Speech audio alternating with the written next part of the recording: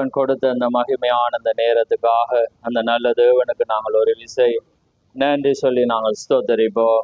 நன்றி ஆண்டவரே, நன்றி கதாவே, மது ஸ்தோத்திரம் ஆண்டவரே, நல்லவரே, மகோடான கொடி ஸ்தோத்திரம் அப்பா பிதாவே, மது ஸ்தோத்திரம் ஆண்டவரே.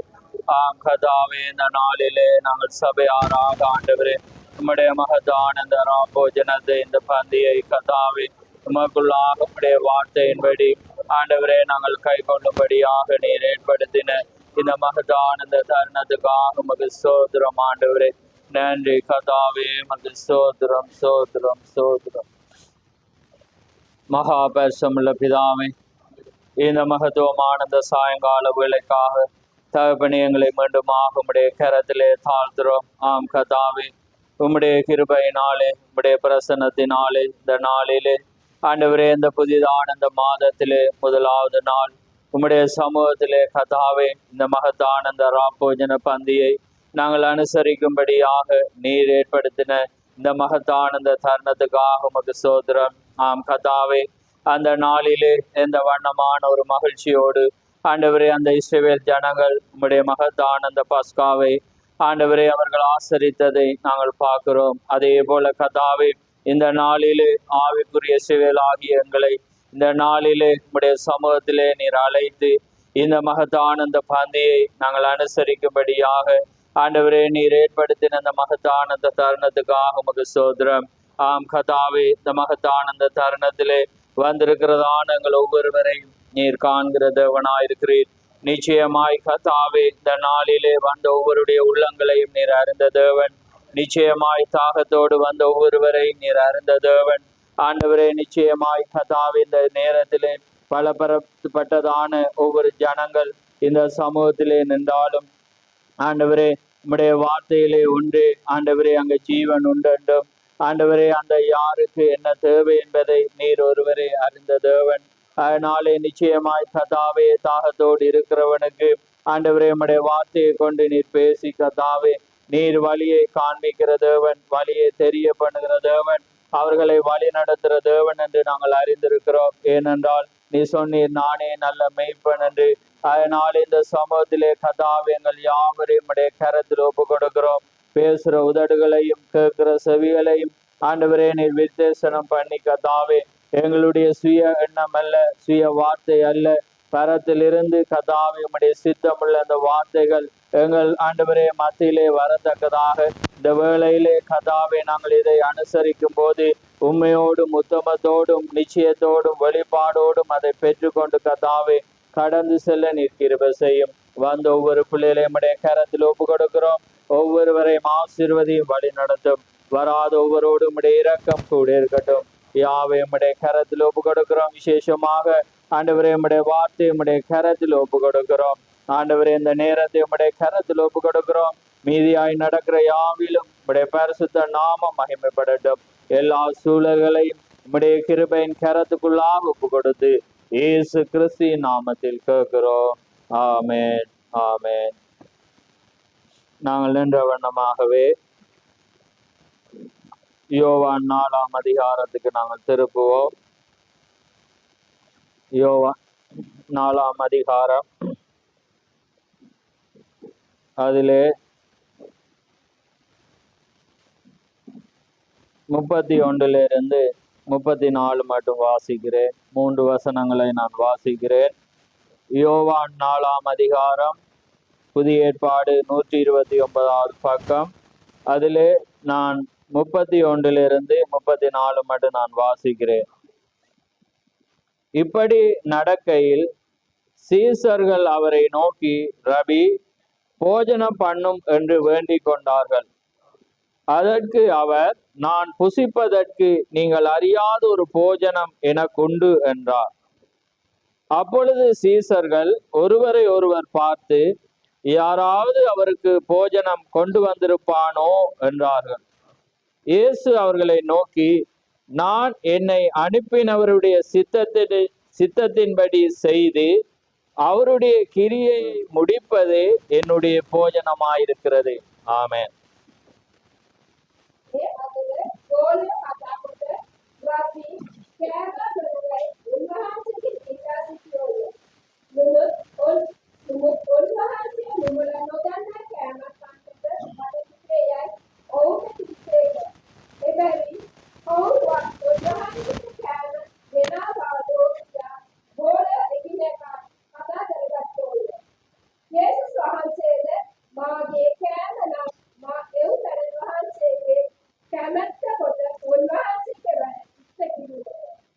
ஆமென் ஆமென். யாவரும் அமர்ந்திருங்கள்.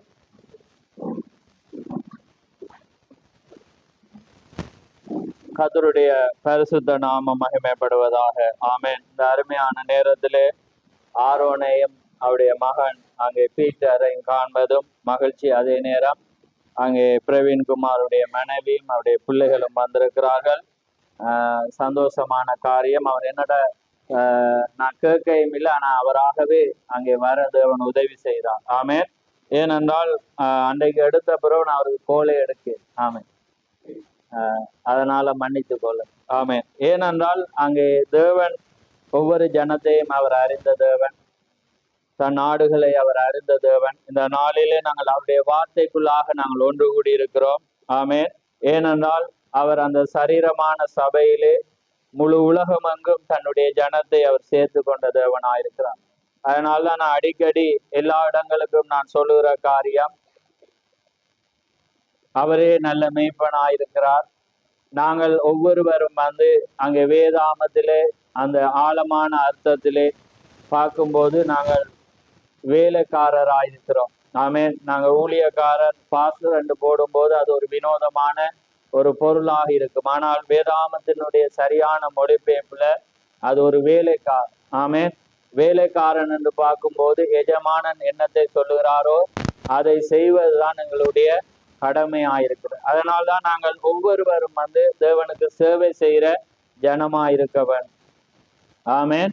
அது வார்த்தையாக இருக்கும் போது எங்களுக்குள்ளான இணைப்பை தேவன் அவர் ஏற்படுத்துகிற தேவன். ஆமென். இந்த அருமையான நேரத்திலே நான் ஒரு தலையங்கத்தை கொடுக்க விரும்புகிறேன். கிரியையை முடிப்பதே என்னுடைய போஜனம். ஆமென். அதாவது ஹெடிங் பெருசாக கூடாண்டதுக்காக தான் கிரியையை முடிப்பதே என்னுடைய போஜனம். ஆண்டவராக இயேசு கிறிஸ்து சொல்றார், பிதாவினுடைய சித்தத்தை செய்து அவருடைய கிரியையை முடிப்பதே என்னுடைய போஜனமாயிருக்கிறது. இன்றைக்கு ஒரு போஜனத்துக்கு நாங்கள் வந்திருக்கிறோம், ரா போஜனத்துக்கு. ஆமென். இதுவும் ஒரு போஜனம். அவரும் அங்கே சொல்லப்பட்டதும் ஒரு போஜனமாயிருக்கிறது. அடுத்த அதிகாரம் 6ஆம் அதிகாரத்துல பார்க்கிற வேளையில அவர் ஆழமான ஒரு காரியத்தை சொல்லுகிறார். ஏன் அதுக்கு தீர்க்கதரிசி ஒரு காரியத்தை சொல்றார் என்றால், நிறைய பேர் அவரை பின்பற்றி வந்து கொண்டிருந்தாங்க. அந்த ஜனத்திலிருந்து ஒரு வேறு பிரிதலை அவர் விரும்பினாராம். ஏனென்றால் அந்த ராபோஜனமானது எடுக்கிறது வந்து எல்லாரோடையும் எடுக்க முடியாது. அந்த ராபோஜனமானது உண்மையாக அவருடைய வார்த்தையை விசுவாசித்து உண்மையான ஒரு வெளிப்பாடோடு பெறும்போதுதான் அது ஒரு ஆசீர்வாதத்தை கொண்டு வரும். அதனாலே அவர் என்ன சொன்னார் என்றால், என்னுடைய மாமிசத்தை புசித்து என்னுடைய ரத்தத்திலே பானம் பண்ணாதவனுக்கு ஜீவன் இல்லை என்று சொன்னோன்னா இருந்த எல்லாமே ஓடி போயிடுச்சு. கடைசியா எத்தனை மிஞ்சிச்சு? 12 பேர் தான் அங்கே மிஞ்சா. ஏனென்றா அவர் அதுதான் அந்த காரியம். அதே போலதான் நாங்க பார்க்கும்போது இன்றைக்கு நாங்கள் பலதரப்பட்ட நபர்கள் அங்கே வந்தாலும் தேவனும் இப்படியாக ஒவ்வொரு காரியமாக அவர் வேறு பிரிக்கிற தேவனாயிருக்கிறார். ஏனென்றால் ஒவ்வொரு காலத்திலும் வந்து தொடர்ச்சியாக சில காரியத்திலே நாங்கள் ஓடிக்கொண்டிருக்க முடியாது. ஏனென்றால் இது ஒரு கடினமான உபதேசம் என்று அன்றைக்கு சொல்லி அவர்கள் கடந்து போனார். அதே போலதான் ராபோஜனமானது தேவனுடைய சித்தத்தின்படி செய்து எடுக்கும் போதுதான் அது ஆசீர்வாதத்தை கொண்டு வரும். அப்படி இல்லாட்டி அந்த 1 கொரிந்தியர் 12 என்ன சொல்லுதுண்டா, அபாத்திரமாய் போஜன பானம் பண்ணுகிறவன் தனக்கு ஆக்கினை தீர்ப்பு வரும்படி போஜன பானம் பண்ணுகிறான் என்று வேதம் சொல்லுகிறது. அப்ப நாங்கள் அபாத்திரமாக, அதாவது தேவனுடைய சித்தம் இன்னதென்று அறியாமல் அவருடைய வார்த்தையை கை கொள்ளாமல் நாங்கள் பெறும்போது நாங்கள் எங்களுக்கு நியாய தீர்ப்பை நாங்கள் என்ன செய்கிறோம்? வருவித்து கொள்ளுகிறோம். அப்ப அதனாலே வேதம் என்ன சொல்லுது? அதனாலே அநேகர் வியாதி உள்ளவர்களும் அநேகர் மரித்தும் இருக்கிறீர்கள். அப்படியே நித்திரையை அடைந்திருக்கிறீர்கள். நம்மை நாமே நிதானித்து அறிந்தால் நாம் நியாயம் தீர்க்கப்படும். அப்ப பாருங்க, தேவனுடைய அந்த ஆழமான ஒரு காரியத்துக்குள்ளாக நாங்க பெறும்போதுதான் ஒரு ஆசீர்வாதத்தை நாங்க என்ன செய்யலாம்? பெற முடியும். அப்ப இன்றைக்கு நாங்க பார்க்க, அதனால்தான் இயேசு அதுக்காக பிதா ஒருவர் அல்ல, தேவன் உலக தோற்றத்துக்கு முன்பாகவே அவர் ஆதியில் அவர் வார்த்தையாயிருந்தார். அப்ப அந்த வார்த்தையா இருந்தபடினால அவருக்குள்ளாக ஒரு தன்மைகள் இருந்தது. எப்படி நடக்கணும், என்னத்தை செய்ய வேண்டும், எப்ப நான் போகணும் என்ற ஒரு தன்மை இருந்தபடினால அவர் உலக தோட்டத்துக்கு முன்பாகவே எண்ணக்கரு அந்த சிந்தை என்ன வண்ணமாக இருந்ததோ அதை அப்படியே அவர் நிறைவேற்றினார். அதனாலதான் அவர் சொன்னார், பிதாவின் சித்தத்தை செய்வதே என்னுடைய போஜனமாயிருக்கிறது. இப்ப நாங்க என்ன செய்வோம்னா ஒரு காரியத்தை சொல்லி போட்டு வந்துட்டு சூழல் மாறினோன்னு அதுல ஒரு சின்ன மாற்றத்தை என்ன செய்வோம், கொண்டு வரும். ஆனா இயேசு கிறிஸ்து என்ன செய்தார், முழுவதுமாக அவர் எதை எழுதினாரோ எதை சிந்தித்தாரோ அதை அப்படியே அவர் நிறைவேற்றினார். அதுதான் அவருடைய பிதாவினுடைய சித்தமாயிருக்கிறது. ஆமேன். அதனாலதான் தேவனுடைய வார்த்தையின்படி நாங்கள் செய்யும் போதுதான் அது ஒரு ஆசீர்வாதத்தை கொண்டு. அதனால்தான் அவர் சொல்ற, என்னுடைய மாமிசத்தை புசித்து. அப்ப மாமிசம் என்று பார்க்கும்போது அவர் என்ன சொன்னார், நானே வானத்தில் இருந்து இறங்கி வந்த ஜீவ அப்பம். அப்ப அந்த மாமிசம் வார்த்தைக்கு அடையாளம். பானம் பண்ணுகிறவன், இதிலே பானம் பண்ணுக, என்னுடைய ரத்தத்தை பானம் பண்ணுகிறவன். அப்ப பானம் எதற்கு அடையாளம், திராட்சரஸ். அப்ப சரீரம் வார்த்தை, பானம் வந்து என்னத்துக்கு அடையாளம், ரத்தத்துக்கு அடையாளம். அப்ப பாருங்க, இந்த வார்த்தை இது திராட்சரசம் என்னத்துக்கு அடையாளம், ஊக்குவிப்பு என, அது ஒரு உந்துதலை கொடுக்கிறது என. அதனால வார்த்தை வந்து ஒரு ராபோஜனத்தோட கலக்காட்டி, அதாவது இந்த பானத்தை நாங்க புசிக்காட்டி, அதாவது தீக்க என்ன சொல்றேன்னா, வார்த்தை வெளிப்பாடோடு அறியாவிட்டா ஒரு பிரயோசனம் இல்லை. அதனாலதான் வேதம் சொல்லி விசுவாசம் தான் வெளிப்பாடா இருக்கிறது தீக்க சொல். அப்ப இன்னைக்கு ஸ்தாபனம் என்ன செய்யறது, முழு வேதாமத்தை ஒவ்வொரு வார்த்தையும் விசுவாசிக்குது. ஆனா அதுல ஒரு காரியம் வரக்குள்ள அது இல்லை, அது இந்த காலத்துக்கு இல்லை, அது இன்னத்துக்குன்ற. அது என்னத்தை குறிக்குதுன்றா வெளிப்பாடு இல்லை. அப்ப வெளிப்பாடு யார் என்பது, அதான் சொல்ற, நானே அவர் என்று விசுவாசியாவிட்டால் உங்கள் பாவங்களினாலே சாவீர்கள், நானே அவர் என்று. அப்ப பாருங்க, அப்ப வேதாமானது நான் யார் என்பதை, அவர் யார் என்பதை அறியும். அப்ப அறியும் போதுதான் அது வெளிப்பாடு. அப்ப அதை பாருங்க, அப்ப இன்னைக்கு சில இடத்துல அப்பத்தை கொடுத்துட்டு ரசத்தை கொடுக்க மாட்டேன். அப்ப அது என்ன, வார்த்தையை புசிக்கிறாங்க, வெளிப்பாடு இல்லை. அப்ப இதை புசிக்கக்குள்ளதான் வெளிப்பாடுவது. அப்ப அதுக்காக இதை குடிச்சோன்னு சொல்லல, ரத்தம் வந்து வெளிப்பாட்டுக்கு, பானத்துக்கு, திராட்சரசத்துக்கு அடையாளம். அப்ப திராட்சரசம் வெளிப்பாட்டுக்கு அடையாளம் என்று நாங்க 7 முத்திரைகள்ல நாங்க வாசிக்கிறோம். அப்ப பாருங்க, வெளிப்பாடானத ஒருவன் அறியாட்டி புசிக்கும். இப்ப இன்றைக்கு நீங்க வந்துட்டு வார்த்தையைப்படி அது சிலது சொன்னாலும் புரியாம வந்து நீங்க இத நல்லா மொண்டு குடிச்சாலும் அப்பத்த என்ன நோகாம கடிச்சாலும் ஒரு ஜீவனையும் கொண்டு வர. ஆனா வெளிப்பாடோடு, நான் அபாத்திரமா நான் புசிச்சேனா, நான் அபாத்திரமா புசிச்சிருக்கிறேனா, உங்களோட மனசு வந்து ஒரு வேதனை அடைகிறதா, உணர்த்தப்படுதா, அதை தான் தேவன் விரும்பும். அதை தான் நாங்க மத்தேயு 21 வாசிக்கிறோம். என்ன, அவர் ஒரு உதாரணத்தை சொல்றேன், என்ன ஒரு கதையை சொல்றேன். ஒரு எஜமா, ஒரு தகப்பனுக்கு 2 பிள்ளைகள் இருக்கிறான். அந்த 2 பிள்ளையை அவர் கூப்பிடுறேன். முதலாவது மூத்தமான கூப்பிட்டுட்டு அவர் சொல்றேன், நீ போய் என்ன தோட்டத்தை போய் என்ன செய், பராமரிச்சுட்டு நீ வா. அவன் என்ன செய்யறான், அவன் வந்து என்ன சொல்றான், முதல் ஏலான்றான். ஆனா அதுக்கு பிறகு அவன் என்ன செய்யறான்டா, அந்த மனஸ்தாபப்படுறான். மனஸ்தாபப்பட்டு துக்கப்பட்டுட்டு அவன் போறான். அதே காரியத்தை இளைய மகன்கிட்ட, 2வது மகன் அவர் சொல்றார், நீ போய் என்ன செய், என்ன தோட்டத்தை வந்து நீ பார்த்துட்டு வாண்டக்குள்ள. அவன் சொல்றான் போறேன்னுட்டு அவன் என்ன செய்யல, அவன் போக. அப்ப இதுல அங்க இயேசு கிறிஸ்து என்னத்துக்கு முன்னுக்கு போய் பார்க்கிறேன்டா, யோவானை குறிச்சு. ஏன்னா இவர் வந்து கடினமா இயேசு கிறிஸ்து உபதேசிக்கக்குள்ள அவர் கேட்கிற, நீர் என்ன அதிகாரத்தினால நீர் இந்த காரியத்தை வந்து நீர் பிரசங்கிக்கிறீர். அப்ப இயேசு கிறிஸ்து சொல்ற, நான் இந்த காரியத்தை சொல்லணும்டா, நான் கேட்கிற கேள்விக்கு நீங்க என்ன செய்யணும், பதில் கொடுக்கணும். அப்ப அவர் கேட்கிறேன், யோவான் வந்து தேவனால் அனுப்பப்பட்டவனா அல்லது மனுஷனால ஏற்படுத்தப்பட்டவனா? அப்ப இவங்க பரிசேயர் ஞானத்தோட சிந்திச்சுட்டு அவங்க என்ன சொல்றாங்க, தேவனால அனுப்பப்பட்டா அப்பயே ஞானஸ்தானம் எடுக்காம அவனை பின்பற்றாம இருக்கிறீங்கன்னு. மனுஷனாலண்டா யூதர்கள் கல்லறிஞ்சிடுவாங்க. ஏன்னா யூதர்கள் வந்து அவரை அப்ப அவர் சொன்னாங்க, எங்களுக்கு தெரியும். அப்ப அவர் சொன்ன, உங்களோட கேள்விக்கு எனக்கும் தெரியாது. அப்ப அதுக்கு பிறகுதான் இந்த பாருங்க இந்த கதை வருது. இந்த கதைக்கு பிறகு அங்க யோவானை கொண்டு வாரே, 3 பிறகு கொண்டு வந்துட்டு அவர் சொல்றேன், யோவான் யாருன்னு உங்களுக்கு தெரியும், அவன் செய்யற எல்லாமே சரி என்று தெரியுது. ஆனா அவனை குறித்து நீங்க மனஸ்தாபப்படையல, ஐயோ நாங்க இவனுக்கு இப்படி செய்துட்டோம். புரியுதா உங்களுக்கு? அப்ப நீங்க ஆழமா பாருங்க, இதை பார்த்தாதான் நீங்க போகலாம். அப்ப அதே போலதான் இன்னைக்கு நீங்க வந்திருக்கலாம், இன்னைக்கு நான் செய்ய போறேன்னு நீங்க ஒரு காரியத்தை சொல்லி போட்டு நீங்க செய்யாம இருக்கலாம். ஆனா அந்த செய்யாம இருக்கிறதுல நான் சரியென்று போனீங்கன்னா எங்க ரிஜெக்ட் தான். நீங்க சொன்னீங்க செய்ய போறேன், இது சரி, நான் செய்ய போறேன், இது தேவண்ட வார்த்தை. ஆனா நீங்க அதுக்கு பிறகு செய்யாம இருக்கக்குள்ள உங்களோட மனசு ராப்போஜனத்துல வரக்குள்ள ஒரு துக்கப்படாம, ஒரு மனஸ்தாபப்படாம, ஒரு அதே குறிச்சு சிந்திக்காம இருந்தீங்கன்னா நீங்க யாரா இருக்கிறீங்க? ரெண்டாவது போறன்னுட்டு செய்யாம இருக்கு. அவன் கீழ்படிச்சான், தகப்பனுக்கு கீழ்படிச்சான். இப்ப இன்றைக்கு நீங்க வார்த்தையை சொன்னா ஆமேன்னுவீங்க, அது மாற்று கருத்துல உங்களுக்கு தெரியுது. ஆனா செய்வதுதான் போஜனமாயிருக்கிறது. நீங்க தேவனுடைய வார்த்தையை கிரியையில நடப்பிச்சாதான் அது போஜனமாயிருக்கு.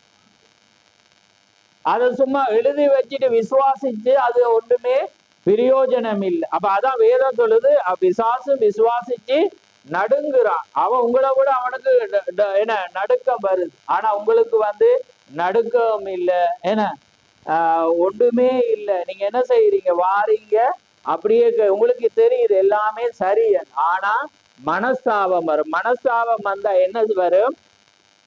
உங்களுக்குள்ளால ஒரு குமுறல் வரும், ஏன்னா உங்களுக்கு ஒரு வரும். அப்போ ஒரு வார்த்தை வந்தோன்னா உங்களுக்கு கண்ணால கண்ணீர் வரும்.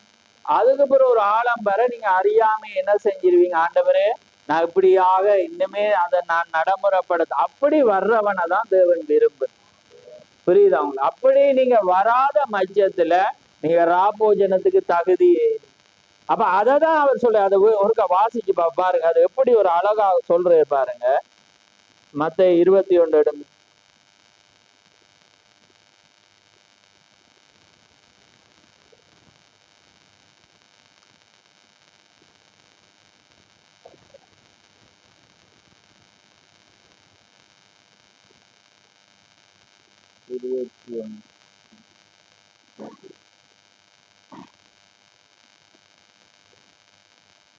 பாருங்க, நான் வாசிக்கிறேன் பாருங்க. அதற்கு அவன் மாட்டேன் என்றான். ஆயிலும் 29 அவன் மனசாபப்பட்டு போனான். இளையவனிடத்திலும் அவன் அப்படியே சொன்னான். அதற்கு அவன் போகிறேன் ஐயா என்று சொல்லியும் போகவில்லை. இவ்விருவரில் எவன் தகப்பனுடைய சித்தத்தின்படி செய்தவன்? அப்ப பாருங்க, இங்க சித்தம் வருது. நாங்க முன்னுக்கு இப்ப வாசிச்சோம். என்ன இயேசு என்ன சொல்றேன்? ஐயரே ரபி, நீர் எங்களோட போஜனம் பான். அவர் சொல்றேன், நீங்கள் அறியாத ஒரு போஜனம் உண்டு. அப்ப பாருங்க, அந்த ஜனத்துக்கு ஒரு வார்த்தை வரும்போது வெளிப்பாடோட தான் நீங்க பார்க்கும். பாருங்க, அவரோடு இருந்த சீசர்கள் என்ன நினைக்கிறாங்க? யாராவது ஒருவர் எங்களுக்கு தெரியாம, ஏன்னா நீங்க பாத்தீங்கன்னா இந்த கெப்ல தான் சமாரிய சிறிய சந்திக்கிறது. பார்த்து அங்கேயும் எல்லாம் போவோம் செய்யுது. சமாரிய சிறிய சந்திக்கிற கெப்ல தான் இவங்க என்ன செய்யறாங்க? சீசர்கள் சாப்பாடு எடுக்க போறான். போட்டுட்டு சாப்பாடெல்லாம் எடுத்துட்டு வந்துட்டான். அப்ப எடுத்து வந்த பிற்பாடு பாருங்க, அந்த காரியத்துல பாருங்க அவர் என்ன செய்யறாருன்னா, அவர் சொல்றாரு, ரபி நீர் சாப்பிடுமென்றக்குள்ள அவர் சொல்றேன், நீங்க அறியாத ஒரு போஜனம் உண்டுன்னோன்னா யாராவது ஸ்பெஷலா கொண்டு. அப்ப பாருங்க, அன்றைக்கு மாமிசம் இருக்கு. ஆமே. அப்ப ஆனா நீங்க இதுல கவனிக்கணும் என்னண்டா, ஆனா அதாவது பரிசுத்தாவி வந்தோடனே அவங்க அவர் இப்படி கை காட்டக்குள்ளே அவங்களுக்கு எல்லாம் தெரியும். ஆமே. அவங்க கண்ணை காட்டினாலே அவருக்கு தெரியும், ஒரு வசனம் சொன்னாலே அவங்களுக்கு தெரியும். ஏனன்னா அந்த பரிசுத்தாவியானவர் வந்தோன்னா அந்த வார்த்தை வெளிப்பாடு வருது. அப்ப ஆனா இப்ப சொல்லக்குள்ள பாருங்க புரியுது இல்ல. அவங்க முன்னுக்கு பாத்தீங்கன்னா புளித்த மாவு குறித்து எச்சரிக்கையா இருங்கன்னோன்னா உடனே அங்க ஹிண்ட் அடிக்கிறாங்க பாருங்க. இயேசுக்கே சீசர்கள் ஹிண்ட் அடிச்சவங்க தெரியும் தானே. என்ன சொன்னாங்க? இவரை நேற்று சாப்பாடு கொண்டுறாதபடியாதான் குத்தி காட்டு சொன்னேரா இல்லையா? நீங்க சொல்லுங்க, இல்லாட்டி நான் புல விடுற மாதிரி சொல்லுங்க. அப்படிதான் அவங்க சொல்றாங்க, சாப்பாடு நேற்று கொண்டுறாதபடி. ஏன்னா முன்னுக்கு ஜனங்களை போக மனசாபம், அவங்க கஷ்டப்பட்டு அனுப்பக்கூடாதுக்குள்ள அடுத்த நாள் தான் இந்த கேப்ப சொல்றோம். அப்ப பாருங்க, இந்த ஜனங்களுடைய என்ன சொல்ற ஆங்கிலத்துல மென்டாலிட்டி என்றுவாங்க, என்ன சொல்ற தமிழ்ல மனப்பாங்கு. அந்த மனப்பாங்கு எப்படி இருக்குன்னு பாருங்க. இன்றைக்கும் அதுதான். அப்ப பாருங்க, அந்த மனப்பான்கு நீங்க சொல்றீங்க, அந்த மனப்பான்கு தான் முக்கியமானது. உங்களுடைய மனப்பான்கு எப்படியாக அங்கு இருக்கிறது என்பதுதான் மெய்யான காரியம். அப்ப பாருங்க, அன்னைக்கு அதே காரியம் இப்ப இன்னைக்கு வரக்குள்ள பாருங்க அதே காரியம். அன்னைக்கு என்ன செய்யறாங்கண்டா, அப்ப அவர் சொல்றேன் பாருங்க, இவ்விருவரில் எவன் தகப்பனுடைய சித்தத்தின்படி செய்தவன் என்று கேட்டான். அதற்கு அவர்கள் மூத்தவன் என்றார்.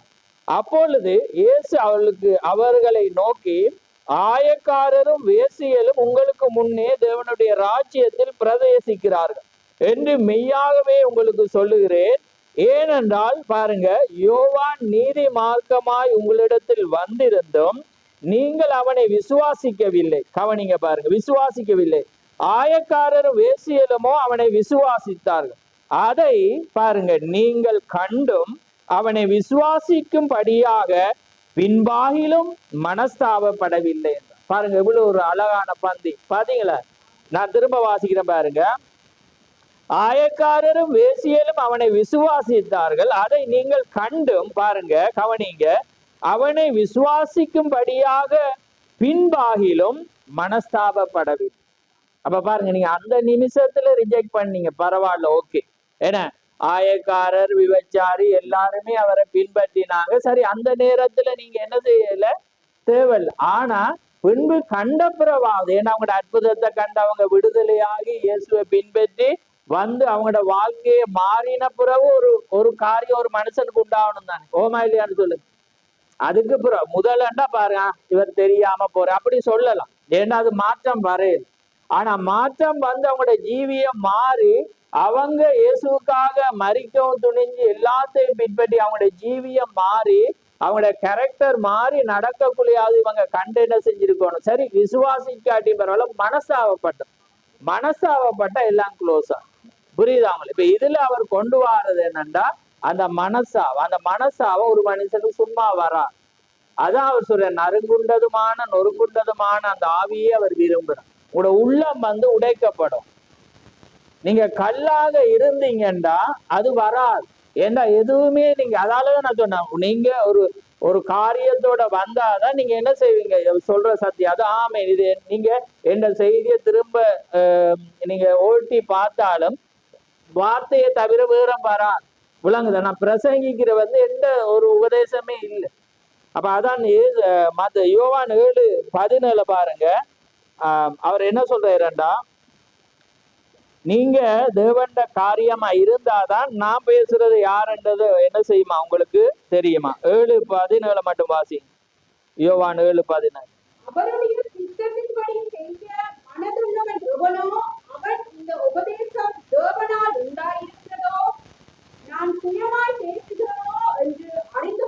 ஆமென். யாருக்கு அறிந்து கொள்வானா? தேவனால அவருடைய சித்தத்தின்படி உண்டாக்கப்பட்டவனுக்கு தான் தெரியும். இது இவர் பேசுறது சுயமா பேசுறா அல்லது தேவனுடைய வார்த்தையா? புரியுதா உங்களுக்கு? அப்ப அந்த காரியத்துல நீங்க இருந்தாதான் இது எந்த லைன்ல போகுதுன்றதை நீங்க என்ன செய்யலாம், கண்டுபிடிக்கலாம். இங்க இப்ப இவரை கொண்டு வாரேரா அல்லது தேவனை கொண்டு வாரேரான்றதை நீங்க என்ன செய்யலாம், கண்டுகொள்ளலாம். அப்படி இல்லாட்டி நீங்க என்ன செய்வீங்க, அந்த பாஸ் ஓவர், ஏண்டா நாங்க பார்த்தோம் பஸ்காண்டா ஆங்கிலத்துல பாஸ் ஓவர், அப்படி ஏண்டா கடந்து போவே.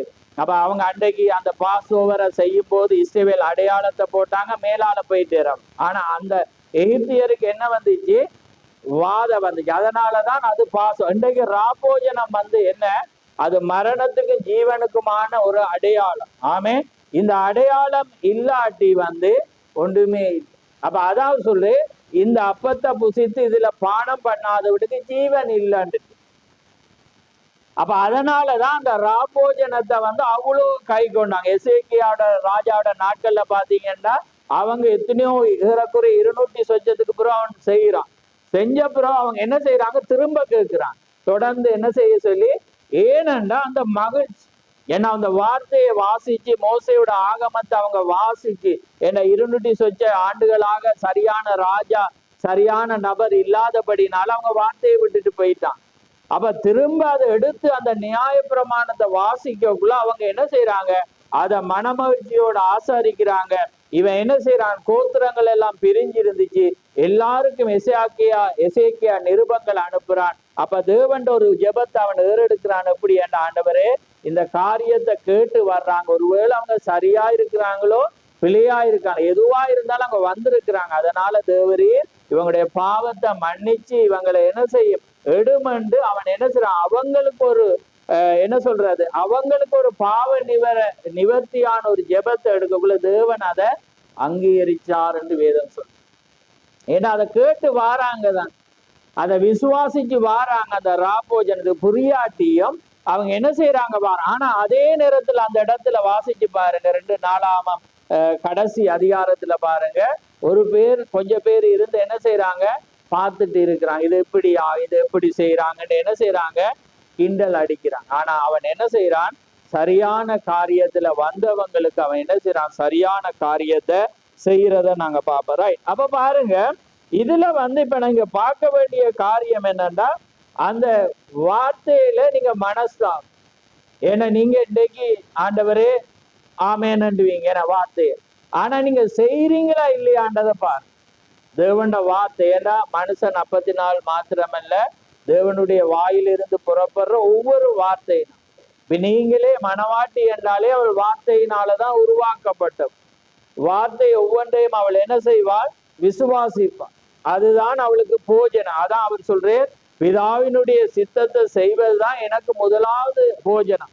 அதாவது சாப்பாடு, மாமிச சாப்பாடு, அந்த நேரத்துல சாப்பாடை கொண்டான். அப்ப அவர் என்ன சொல்றேன்னா, எனக்கு சாப்பாடை விட எது முக்கியம், தேவண்ட சித்தத்தின்படி நான் செய்யறது. அப்ப அதனால்தான் மத்தேயு 7ஆம் அதிகாரத்துல என்ன சொல்றேன், கர்த்தாவே கர்த்தாவே ஆண்டவரே என்று சொல்றவன் பரலோக ராஜ்யத்துல பிரவேசிக்க மாட்டான். தேவனுடைய சித்தத்தின்படி செய்யறவனே பரலோக ராஜ்யத்துல பிரவேசிப்பான். அப்ப பாருங்க, தேவனுடைய சித்தம். அப்ப முதலாவது தேவனுடைய சித்தம் என்னன்றதை நீங்க அறியாட்டி நீங்க என்ன செய்யலாது, தேவனுடைய காரியத்துக்குள்ள நீங்க என்ன செய்யலாது, பிரவேசிக்கவே முடியாது. ஏன்னா தேவனுடைய சித்தத்தின்படி செய்யற ஒரு மனிதன் மட்டும்தான் தேவனுடைய வார்த்தைக்கு கீழ்ப்படியும். இப்ப இந்த ராப்போஜனத்தை பாருங்க, அவர் என்ன சொல்றே, இது என் இரத்தத்தினால் ஆகிய புதிய உடன்படிக்கை, என்னை நினைவு கூறும்படி இப்படி செய்யுங்க. அப்ப பாருங்க, என் இரத்தத்தினால் அன்றைக்கு இஸ்ரவேல் ஜனங்களோடு ஒரு உடன்படிக்கை செய்து, அது இரத்தத்துக்கூடாக. இன்றைக்கு இரத்தத்தினாலாகிய புதிய எப்ப சொல்றேன், அந்த ராப்போஜனம் எடுக்கிற கடைசி ராத்திரியில ராப்போஜனத்தை கொடுத்துட்டு தான் அவர் சொல்றேன், இந்த இது என் இரத்தத்தினாலாகிய புதிய உடன்படிக்கையாய். அப்ப இந்த இது புதிய உடன்படிக்கை. அப்ப பாருங்க, தேவன் தன்னுடைய ஜனத்தோட திகசுடைய உடன்படிக்கை பண்ற. என்ன உடன்படிக்கை, ராப்போஜனம், கொமினியன். புரியுதா உங்களுக்கு? அதான் அவர் சொல்ற, என் இரத்தத்தினாலாகிய புதிய உடன்படிக்கை. ஆபிரகாமோடு தேவன் ஒரு உடன்படிக்கை பண்ற, அதை நிறைவேற்றினாரா இல்லையா? நிறைவேற்றி. இஸ்ரவேல் ஜனங்களோடு ஒரு உடன்படிக்கை அன்னைக்கு தேவன் நிறைவேற்றி. அதே போல தீகர் சொல்றே, இது அவருடைய இரத்தத்தினாலாகிய புதிய உடன்படிக்கை. நீங்க யோசிக்கிறபடினால ஒரு வாசி, மத்தேயுல வாசி.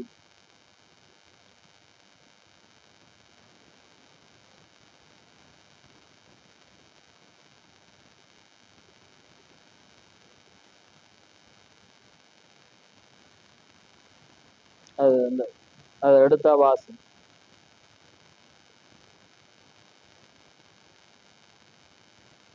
ரைட், வாசி. மத்தேயு 26 26ல இருந்து வாசி. அவர்கள் போஜனம் பண்ணுகையில் இயேசு அப்பத்தை எடுத்து ஆசீர்வதித்து அதை பிட்டு சீடர்களுக்கு கொடுத்து, நீங்கள் வாங்கி புசியுங்கள், இது என்னுடைய சரீரமாய் இருக்கிறது என்றார். பின்பு பாத்திரத்தையும் எடுத்து ஸ்தோத்திரம் பண்ணி அவர்களுக்கு கொடுத்து, நீங்கள் எல்லாரும் இதிலே பானம் பண்ணுங்கள், இது பாவ மன்னிப்பு உண்டாகும்படி அநேகருக்காக சிந்தப்படுகிற புது உடன்படிக்கைக்குரிய என்னுடைய இரத்தமாய் இருக்கிறது. ஆமென். இந்த திராட்சைப்பழ ரசத்தை நவமானதாய் உங்களுடனே கூட என் பிதாவின் ராஜ்யத்தில் நான் பானம் பண்ணும் நாள் வரைக்கும் இதை பானம் பண்ணுவதில்லை என்று உங்களுக்கு சொல்லுகிறேன் என்றார். ஆமென். பாருங்க, என்னையாம் என் இரத்தத்தினால், அது பாவ மன்னிப்பு உண்டாகும்படி அநேருக்காக சிந்தப்படுகிற இது புதிய உடன்படிக்கையாயிருக்கிறது, என்னுடைய இரத்தமாயிருக்கிறது என்று அவர் என்ன செய்யறார்? அதான் திக சொல்ற என்ன, அன்றைக்கு ரத்தம் ஒரு உடன்படிக்கையாக இஸ்ரவேல் ஜனங்களுக்கு என்ன செய்யறது? பஸ்கா அடிக்கப்பட்ட அது ஒரு உடன்படிக்கை. அவங்க நித்திய காலமாக இப்பயும் பழைய ஏற்பாடை வாசிச்சு பாத்தீங்கன்னா அது நித்திய காலமாக அனுசரிக்கப்பட வேண்டிய ஒன்றாயிருந்து. அதே போல இந்த புதிய ஏற்பாடுல வரக்குள்ள இது அநேகருக்காக சிந்தப்படுகிற புதிய உடன்படிக்கையா இருக்கிறது, என் ரத்தத்தினாலாகிய புதிய உடன்படிக்கை. அப்ப அந்த மரணம், இப்ப இந்த ராப்போஜனம் எதோட சம்பந்தப்படுகிறது? 1 கொரிந்தியர் 12 என்ன சொல்லுகிறது? இதை பானம் பண்ணும் போது என்னுடைய மரணத்தை தெரிவிக்கிறீர்கள். அதான் அவர் சொல்ற, என்னை நினைவுறும்படி இதை செய்யுங்க. அப்ப அவருடைய மரணத்தை நாங்க என்ன செய்யறோம்? நினைவுறுகிறதான் ராப்போஜன். அப்ப மரணத்தை நினைவுற ஏன்? அதான் நாங்க பார்த்தோம், ரத்தத்தினாலாகிய உடன்படிக்கை. அப்ப இது ஒரு உடன்படிக்கை. அப்ப அவர் மரிச்சார் என்ற அடையாளமா தான் நாங்க என்ன செய்யறோம்டா, இந்த அதாவது இந்த திராட்சை ரசத்தை நாங்க என்ன செய்யறோம்? பானம் பண்ணுகிறோம். ஆனா அவருடைய சரீரம் எங்களுக்காக அடிக்கப்பட்டது, அவருடைய தழும்புகளால் நாங்கள் குணமானம் பண்றதுக்காக தான் நாங்க இந்த அப்பத்தை என்ன செய்யறோம்? அவருடைய சரீரம். அது என்னத்துக்கு அடையாளம்?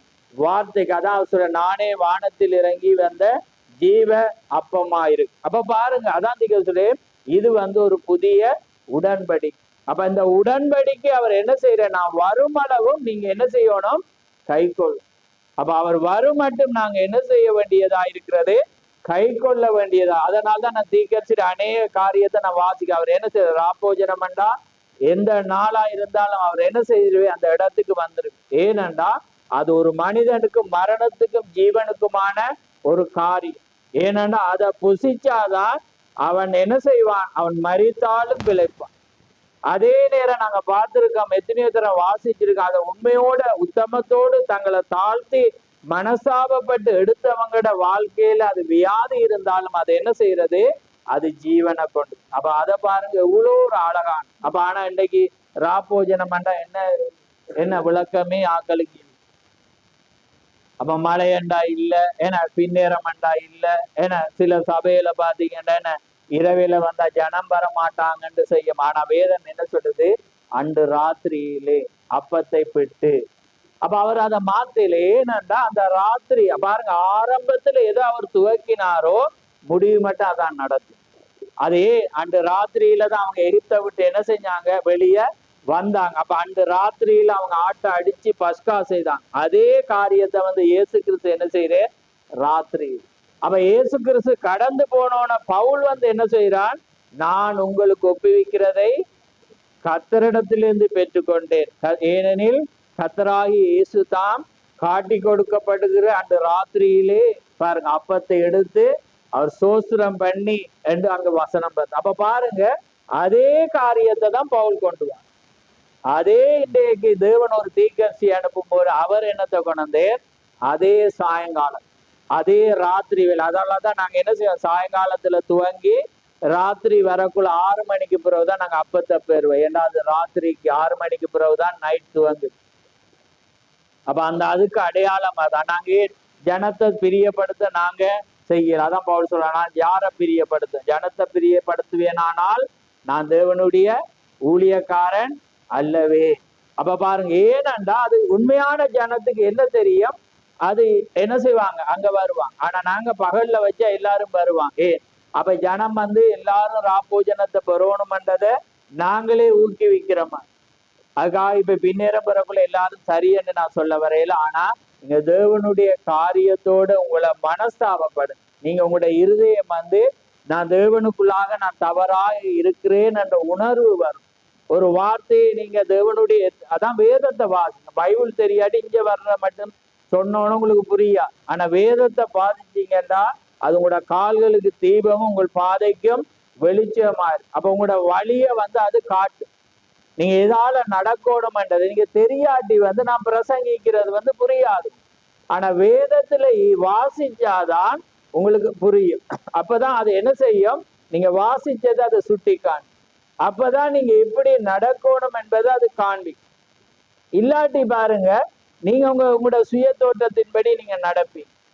நீங்க நடக்கிறது, நீங்க நினைக்கிறது சரியென்று நினைப்பீங்க. ஆனா தேவன் ஒரு வழியை வச்சிருக்கு. நீங்க அந்த பாதையில நடந்தாதான் ஆசீர்வாதம். புரியுதா? அதுல போகும்போதுதான் தேவண்ட பரிபூர்ண சித்தம். அப்படி இல்லாட்டி தேவன் அதான் தரவே இல்லை. உதாரணத்துக்கு பாத்தீங்கன்னா இப்ப பாருங்க, தாவீது தாவீது குமாரன் சாலமோன். சரியா? இப்ப சாலமோன் தான் என்ன செய்யறான்? தாவீது குமாரனா அவன் தான் ஆலயத்தை கட்டணும். இது இப்ப உடனே தேவன் டக்கண்டு மையால் அழிச்சு போட்டு ஏற்படுத்தினதா? அவர் முன்னமே ஏற்படுத்தி. அப்படியாண்டா என்ன அர்த்தம்டா? பத்சேபாள் என்ன தாவீதுக்கு வருவான். ஆனா தாவீது என்ன செய்யறான்? தீக்க சொல்றேன் முந்துரான். இப்ப அது தேவையில்ல, அதை விடுவோமே. இப்ப இதுக்கு வருவோம். யாரு? நம்மட ஈசாக்குக்கு யாக்கோவுக்கும் பிறந்த 2 பிள்ளைகள் யாரு? ஏசாவும் யாக்கோவும். இப்ப பாருங்க, பிறக்கக்குள்ளேயே என்ன தீக்கேசன் உறைஞ்சி.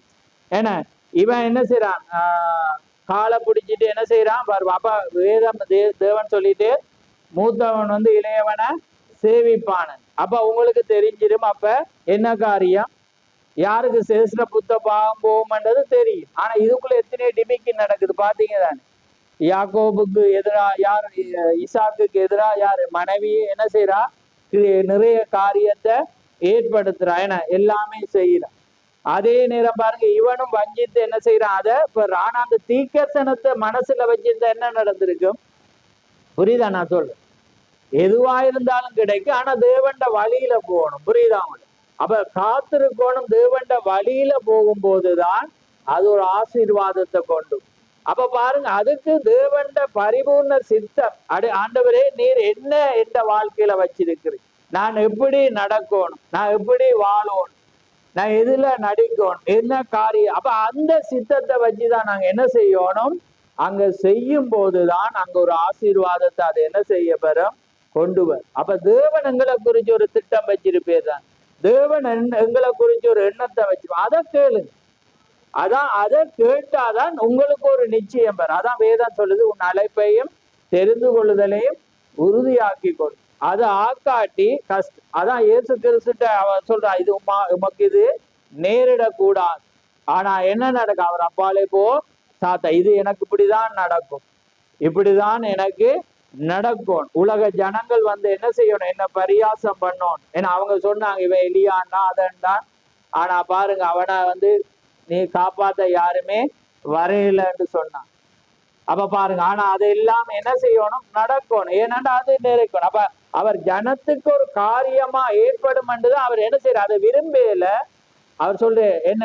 ஆண்டவரே, என்ன அந்த வசனத்தை துவக்கி விடுங்க. என்ன அவர் சொல்ற? என்னுடைய சித்தம் அல்ல, உம்முடைய சித்தத்தின்படி முன்னுக்கு துவக்குங்க. இந்த பாத்திரம் என்னை விட்டு நீங்க கூடுமானால் நீங்கும்படி செய், ஆகிலும் என்னுடைய சித்தம் அல்ல, உம்முடைய சித்தம். அப்ப உம்முடைய சித்தத்துல என்ன இருந்துச்சு? அப்ப அவர் தேவனாய் இருந்தும் அவர் மனிதனா வந்தபடினால உங்களை போல சிந்திச்சு. நீங்க அதை விட என்ன, அந்த உலக பழமொழியில் சொல்ல, அப்பன் எத்தனை அடி பாஞ்சா புள்ள என்ன செய்யும்? 16 அடி பாயிற மாதிரி. அவ தேவன் ஒரு சின்ன பாயிண்ட துவக்கி விட நீங்க என்ன செய்வீங்க? அதை விட ஆண்டவரே, இது எனக்கு என்ன, இது நடக்கக்கூடாது. ஏன்னா ஜனங்கள் என்ன இப்படி நினைப்பாங்க, இப்படி அவமானப்பட எனக்கு விருப்பம் இல்லை. அது நமக்கு இல்லையா அவமானம்? சொல்லுங்க. நான் அது சத்தியத்தை சொல்றேன். ஏனண்டா அது எனக்கும் பெறும், உங்களுக்கும் பெறும். ஏனண்டா அது ஒரு இயல்பு. ஏண்டா இந்த சரீரம் மீட்கப்படுது. ஆனா உங்களுக்கு ஒரு விசுவாசத்தை தேவன் தந்திருக்கேன். நீங்க ஒரு பாயிண்ட வைக்கணும். ஆண்டவரே, உம்முடைய சித்தம் ஆக கடவுள். சரி, அப்படிதான் நான் அதை தாங்குறேன். ஏன்னா அப்படி என்றா நான் அதை நடக்கிறேன். அது என்னுடைய வாழ்க்கையில என்ன செய்யட்டும், வரட்டும். ஆமாம், புரியுதா உங்களுக்கு? அப்ப அதை நாங்க செய்யறோமா இல்லையா யோசிச்சு பாரு. இப்ப இன்றைக்கு காலையில வாக்கு தத்தம் பார்க்கல, நான் அதான் யோசிச்சேன். வாக்கு தத்தத்தில் என்ன பார்த்தேனாங்க? அங்க வாக்கத்துல அவன் என்ன செய்யறான்? அந்த சபையை அவன் என்ன செய்யறான்? பாராட்டுறான். ஏண்டா அவங்க அநேக துன்பத்தையும் பாடுகளையும் படுறாங்க. ஏன்னா அதுல அவங்களோட பொறுமை இருக்குது. அன்பு சபைக்குள்ளாக அன்பு பெருகிச்சு. இத பவுலுக்கு பார்த்து இயலாம பவுல் பாராட்டுறான். வாசிச்சா தானே பாராட்டுறான். உங்களோட அன்பை கண்டு நான் கடனாளியா இருக்கிறேன். நான் இதை ஜெபிக்கிறதுக்கு கடனாளியா இருக்கிறேன். ஏன்னா உங்களோட அன்பு அவ்வளவு பெரிய இருக்கிறீங்க. நான் என்ற சபையில வந்து நான் போற இடமெல்லாம் என்ன செய்யறேன், உங்களை குறிச்சு சாட்சி சொல்றேன். இங்க சொல்லிடுமா அது சொல்லுங்க, அன்பண்டா சொல்லியலுமா அல்லது உங்களோட சாட்சியில வந்து துன்பப்படுறீங்களா? துன்பம் வந்து எப்படி வரணும்? வார்த்தை நிமித்தம் வரும். அப்ப வார்த்தை நிமித்தம் வரக்குள்ள நீங்க என்ன செய்யணும்? அந்த ஒரு மகிழ்ச்சியில வந்து நீங்க என்ன செய்யணும்?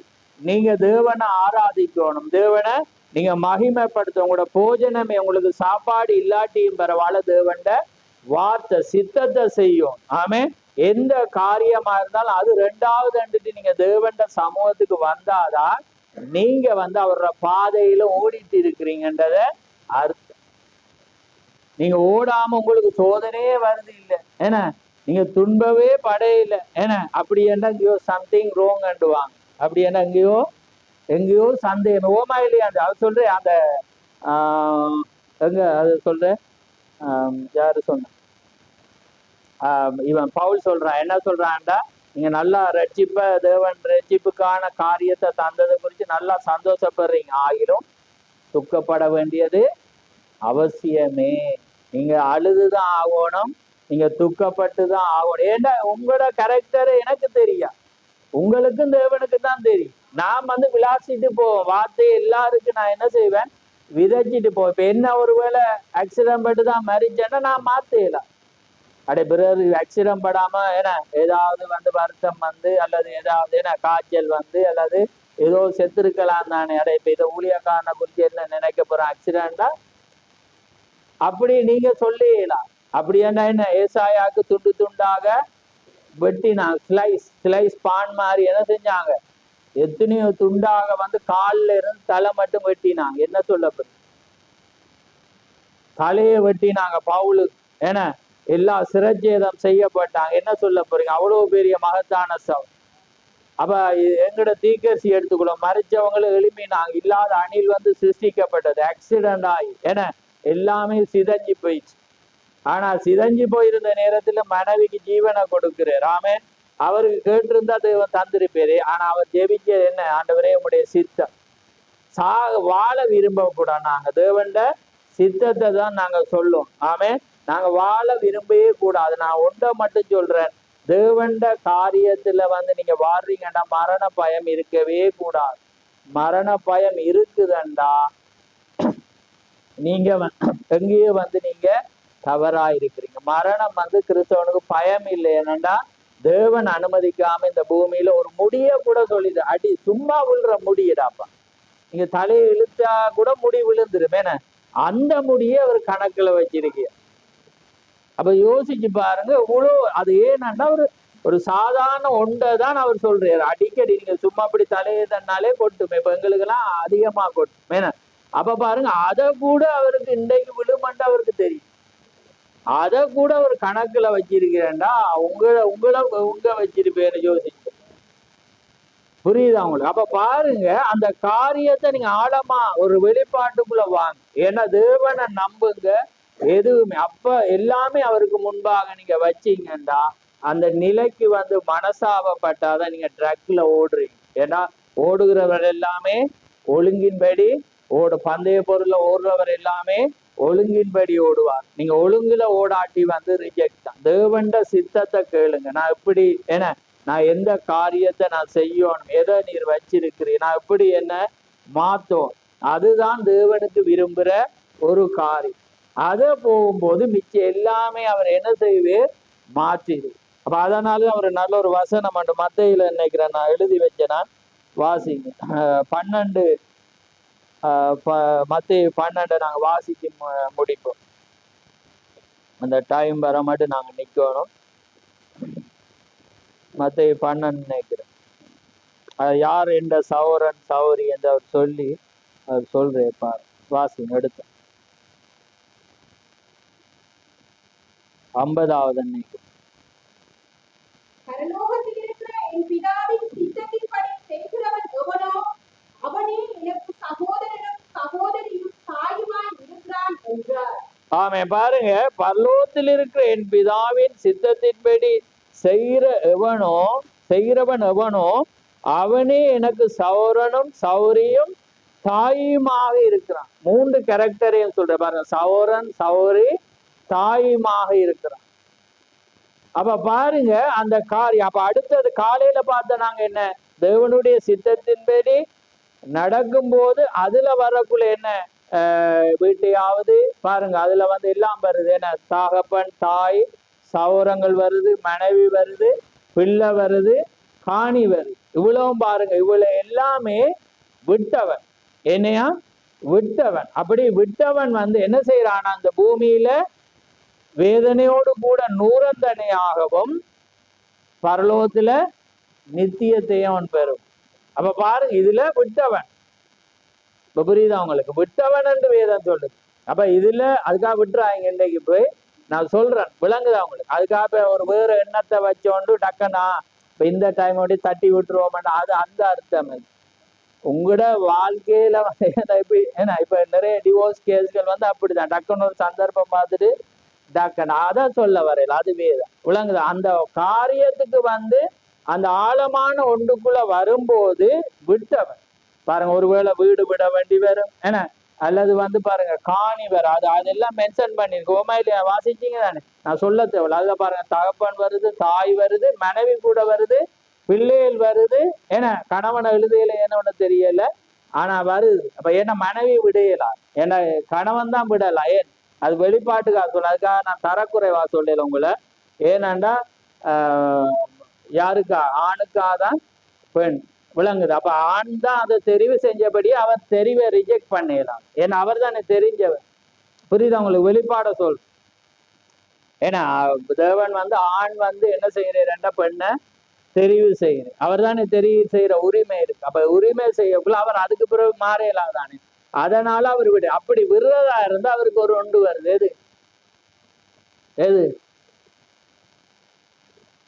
இது வருது, எது முடி வருது ஒன்று. அடுத்த விபச்சார். அந்த 2 காரியம் வரக்குள்ள அவங்க என்ன செய்யலாம், அதை விடலாம். ஆனா மெயின் வந்து முடிதான் வருது. ஏன்னா முடி வெட்டினா அதுல வந்து அவங்க ரிஜெக்ட் பண்ணலாம், டிவோர்ஸ் பண்ணலாம். ஏனண்டா அந்த காரியம் அங்க அனுமதிக்கப்படுது, வேதம் வந்து அங்கீகாரம் கொடுக்கப்படுது. ஏன்னா அது மகிமை, கடவுளுக்கு அது அடையாளம். தலை அவள் சிரச்சேதம் பண்ண, தன்னை கணவனுக்கு துரோகம் பண்ணினபடினால அதை ரிஜெக்ட் பண்ண அவனுக்கு வந்து உரிமை இருக்கு. பாருங்க, அது வேதம் வந்து எவ்வளவு ஒரு வெளிப்பாடு அது கொண்டு. அப்ப அதனால பாருங்க இன்னைக்கு சித்தம். அப்ப தேவனுடைய சித்தத்தின்படி செய்யறவன் தான் பரலோக ராஜ்யத்துல பிரவேசி.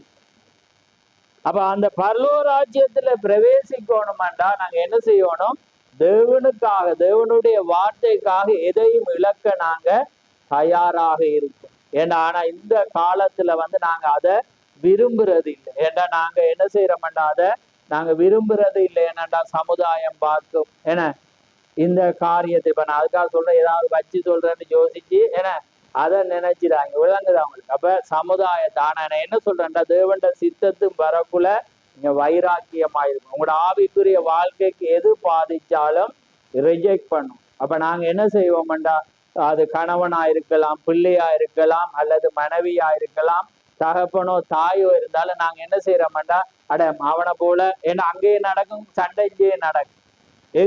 எப்ப நடக்கும், நீங்க சரியா உலகத்தான போல நடந்தா நடக்கா. எப்ப யுத்தம் வருமாட்டா, வார்த்தை வந்தா எதிரி வந்துருவான். போமா இல்லையான்னு சொல்லுங்க. நீங்க செய்திய சொல்லக்குள்ள வந்து இதன்படி நீ நடக்கணும்ன்றக்குள்ள அது வந்து அங்கதான் யுத்தம். அப்ப அந்த யுத்தத்தை வந்து கிறிஸ்தவர்கள் வந்து விரும்ப மாட்டான். தன்னை பிள்ளைய வெளியே சொல்ல யாருமே என்ன செய்ய மாட்டாங்க, விரும்ப மாட்டான். அதை மறைச்சு என்ன செய்வாங்க, அவனை எப்படியாவது போக்குல ஒரு டிக்கெட்டை போட்டு கொண்டு போகலாம்ன்ற எண்ணம் தான் என்ன செய்யும், கிறிஸ்தவர்களுக்கு அது இருக்கும். அதே போல கணவனோ மனைவியோ யாரா இருந்தாலும் அவங்க என்ன செய்ய மாட்டாங்க, அதை சொல்ல விரும்ப மாட்டாங்க. ஆனா நீங்க வேதத்துல இருந்தா நீங்க என்ன செய்வீங்க, தேவன்ட சொல்லுவீங்க. அதுக்காக நீங்க எதையும் தூக்கி எறிய தயாராகி.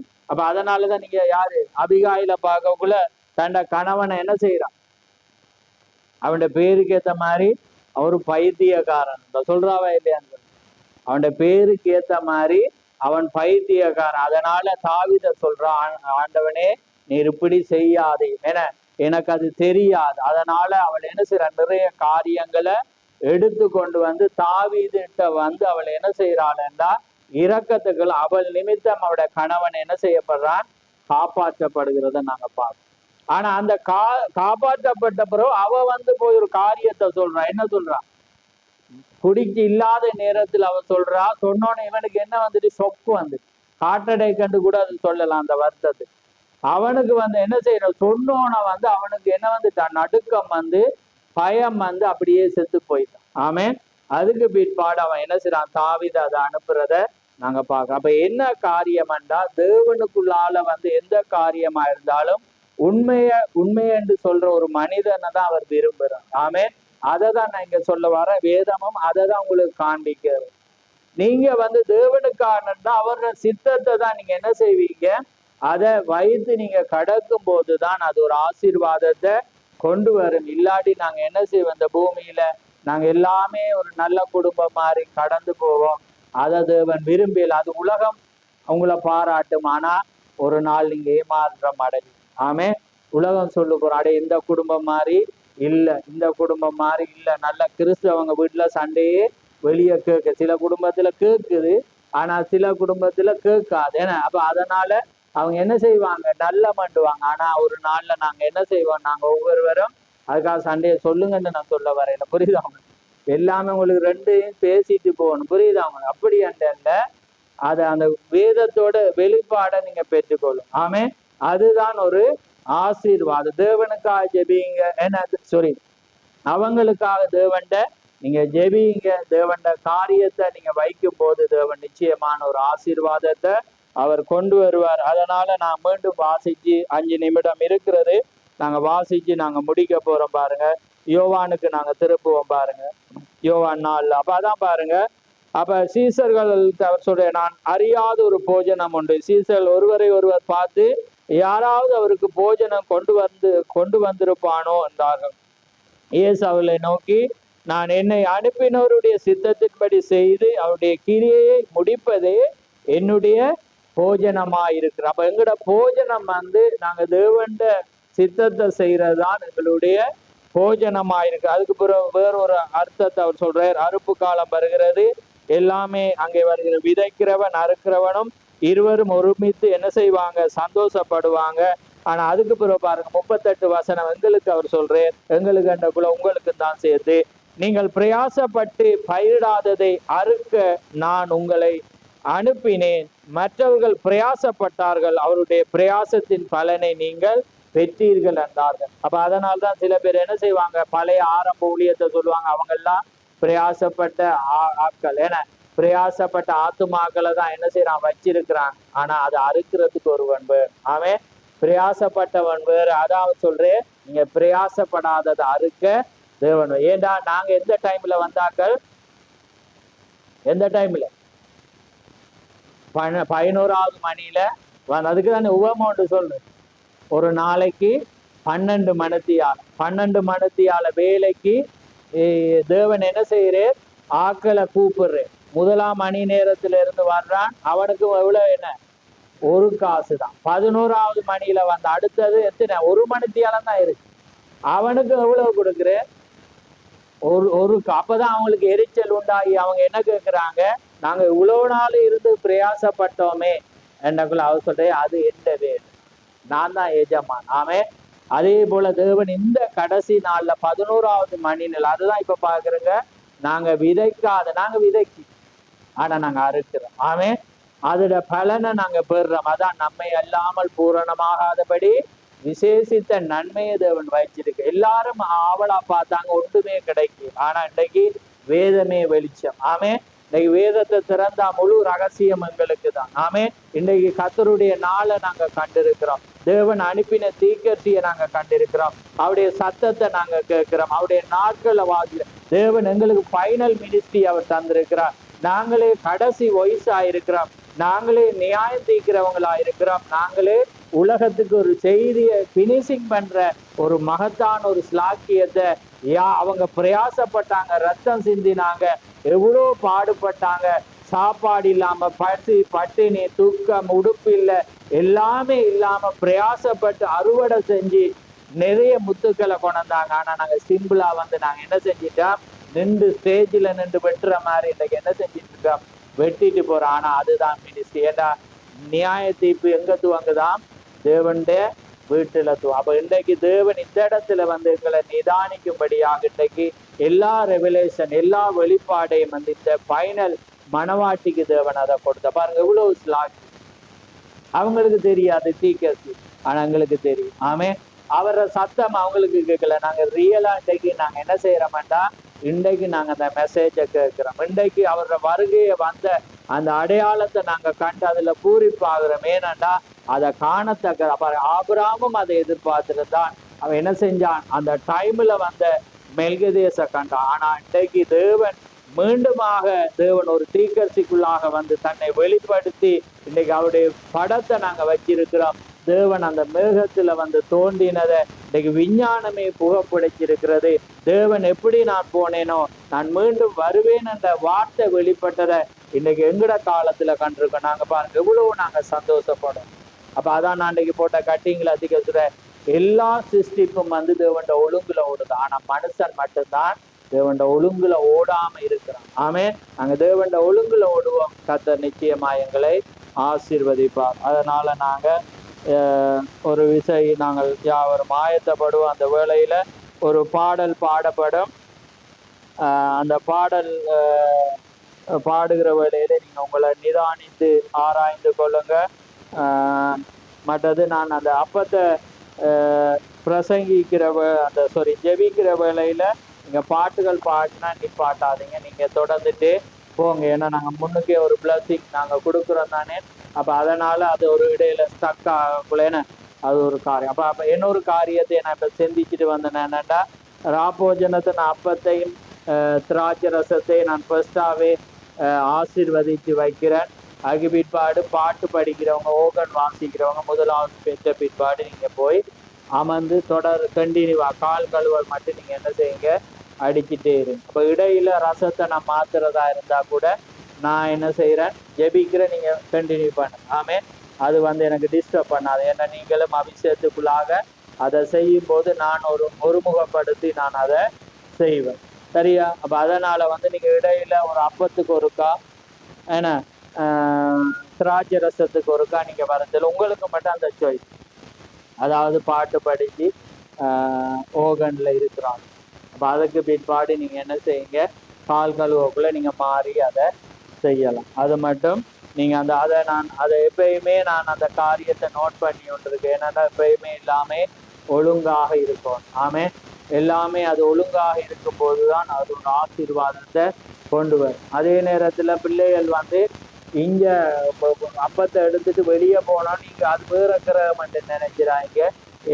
என்னாத்துமா முடிய மட்டும் அது என்னமே அந்த அந்த அந்த அபிஷேகத்துலதான் நாங்க இருப்போம். அது சின்னாக்கள் மட்டும் இல்லை, பெரியாக்களும் வந்து குடும்பத்தை விசாரிச்சு ஏன்னா எல்லாத்தையும் விசாரிச்சிருவாங்க அந்த டைமுக்குள்ளே. அதனால அது செய்ய வேண்டாம். அது முடிவுல வந்து நீங்க செய்யலாம். ஏன்னா அது இப்ப அடிக்கடிக்கு அமையும் நகரமன்ற மாதிரி இது வந்து ஏற்கனவே நாங்க சொல்லப்பட்டாலும் அப்பப்ப என்ன செய்வாங்கட காரியங்கள் மாறும். சில பேர் அதை செய்யாம கடைபிடிக்காம இருப்பீங்க. அதனால உங்களுக்கு டைமுகள் தெரியும் தானே.